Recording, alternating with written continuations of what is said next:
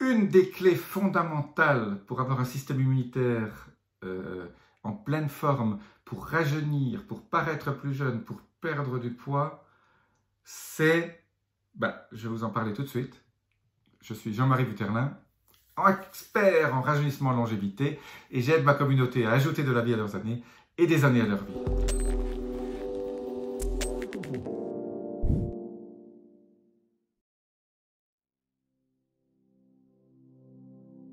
Il y a un phénomène important pour rajeunir, pour rester en pleine forme, pour avoir plein d'énergie, c'est avoir ce que j'appelle un microbiome diversifié. La diversité du microbiome est quelque chose de super important. Il ne faut pas juste avoir un bon microbiome avec les bactéries, les bonnes bactéries que vous avez déjà.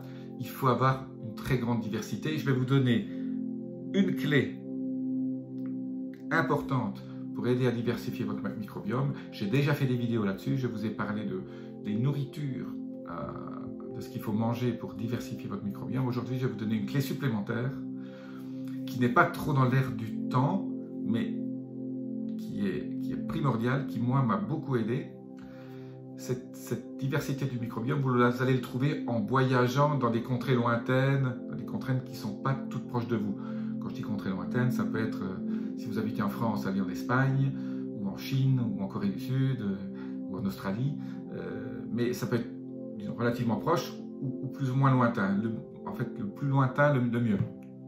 Parce que chaque pays dans le monde a créé en fait son espèce de microbiome national. Il y a un certain nombre de bactéries que vous ne trouvez qu'au Mexique, il y a un certain nombre de bactéries que vous ne trouvez qu'au Chili, ou en Amérique du Nord, au Canada. Pourquoi? Parce que en fonction des cultures, en fonction de la population, il s'est créé un microbiome que vous allez trouver à travers la nourriture que vous allez manger là-bas. Les gens que vous allez rencontrer aussi, on s'échange beaucoup de microbes quand on voyage. Alors, vous allez me dire, oui, il y a la tourista au Mexique, c'est vrai. En fait, la tourista, c'est une non-adaptation de votre microbiome à la nourriture locale. Et donc, quelque part, c'est une réaction de votre corps parce qu'il n'a pas une nourriture assez diversifiée. Quand vous aurez été 3 fois au Mexique, la 4e fois que vous y allez, vous n'aurez plus de tourista. Parce que finalement, vous allez avoir une diversité de microbes, ou de ces bactéries qui sont extrêmement importantes pour votre corps. N'oubliez pas que le microbiome, c'est votre 2e cerveau. Donc, c'est aussi important que votre cerveau. Donc, si vous avez un mauvais microbiome, vous ne serez pas en bonne santé et vous ne jouirez pas de la vie à pleine santé. Vous n'allez pas croquer la vie, comme j'aime toujours le dire.